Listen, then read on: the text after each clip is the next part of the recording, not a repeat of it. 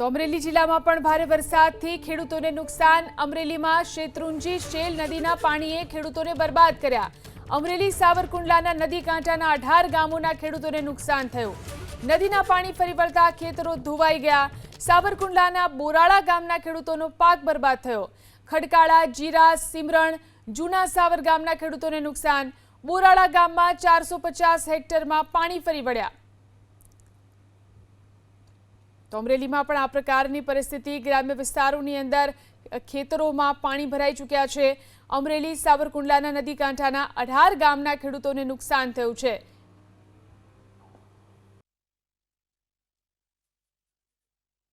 અમરેલી તાલુકાના જે ગ્રામ્ય વિસ્તારો જે છે ત્યાં શેત્રુંજી કાંઠાની જમીનો ખાસ વરસાદી અને જે નદીના પૂરના કારણે ધોવાઈ ગયા છે। હું આપને દ્રશ્ય બતાવીશ। સાવરકુંડલા તાલુકાનું જે બોરાળા ગામ છે, ગઈકાલે આ ગામમાં શેત્રુંજી અને શેલ નદીના પાણી ફરી વળતા ઝાઝા એકરોની અંદર આ પાણી ફરી વળ્યું હતું અને ખેડૂતોના પાકને અને ખેડૂતોની જમીનને વ્યાપક પ્રમાણે નુકસાન પહોંચ્યું છે।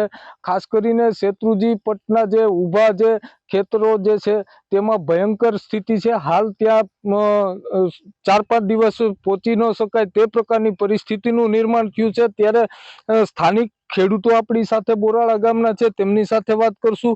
વડીલ, ગઈકાલે કેટલું પાણી હતું, કેવી સ્થિતિ છે જમીનોની? અમારે આ નાંગોળું નદી છે એ કાલે સવારે ફૂલ આવી ગયેલું હતું, એટલે બધા ખેતરોમાં નુકસાની મોટી થઈ છે। ત્યાર પછી શેત્રુંજી નદી અમારે 1 કિલોમીટર જ થાય છે બોરાળાથી, પણ એ ખેતરોમાં બધે ફરી વળતા નુકસાની મોટી છે। 30 વીઘા જમીનમાં 3 વખત સોંપ્યા અને શેત્રુંજી ફરી ગઈ। મારી પાસે 30 વીઘા જમીન છે। અહીંયા એમાં 3 ફેરો સોંપ્યું, હજી પાછું વાલખેરે નદી ફરી બળી ગયું છે। કેટલા એકરની અંદર અહીંયા નુકસાની? 500 એકર જેવી બોરાળા ગામની જમીન છે, એમાં 400 થી પોણી 500 સુધીનું ધોવાણ થઈ ગયું છે।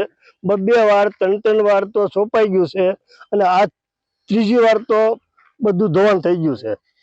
એટલે હવે અમે સરકાર પાસે એવી અપેક્ષા રાખીએ છીએ કે ખેડૂતને ફૂલ નહીં તો ફૂલની પાકડી કાંઈક પણ આપી અને સહાય કરે તો સારું। અત્યારે બિયારણના ભાવ ગયા વર્ષ કરતા દોઢા થઈ ગયા છે, ખાતરના ભાવ ગયા વર્ષ કરતા દોઢા થઈ ગયા છે, મજૂરી ડબલ થઈ ગઈ છે, એટલે ખેડૂત વાહે અત્યારે કાંઈ વધે એમ નથી। અમારે ખારો પાટના હિસાબે ઉનાળામાં કોઈ વાવેતર હોતું નથી। શેત્રુંજી કાંઠાનું બોરાળા એક જ ગામ એવું નથી, ગોખરવાળા, જીરા, સિમરણ, જૂના સાવર તમામ ગામો ધોવાઈ ગયેલા છે। અમારે આ રેલવે ટ્રેક જે નડે છે એટલે ગામ દર વખતે ડૂબમાંથી થોડુંક બચી જાય છે। રેલવે ટ્રેકના હિસાબે ટોટલ પાણી ભરાવો લે છે, એટલે બધી જમીનો જ્યારે તૂટે પાળા પાળી તોડીને ધોઈ નાખે છે। બીજા પાણીના નિકાલ નથી? નિકાલ માટે એક જ છે કે અહીંથી 1 કિલોમીટરનો બ્રિજ બનાવે રેલવે, એટલે અમારા ગામમાં 50 થી 70% નુકસાન ઓછું થઈ જાય। શેત્રુંજી નદીના પાણી ફરી વળ્યા અને શેત્રુંજી કાંઠાના જે ગામડાઓ છે તેમાં વ્યાપક પ્રમાણે ખેડૂતોને નુકસાન વેઠવાનો વારો આવ્યો છે। બિયારણ નિષ્ફળ ગયા છે, સાથોસાથ જમીનોમાં પણ ધોવાણ થયું છે। એટલે ક્યાંક ને ક્યાંક ખેડૂતોની માંગ છે કે સરકાર ક્યાંક ને ક્યાંક થોડી ઘણી મદદરૂપ થાય તેવી માંગ હાલ અત્યારે બોરાળા ગામના ખેડૂતો કરી રહ્યા છે। હરીશ કુમાર, ABP અસ્મિતા, અમરેલી।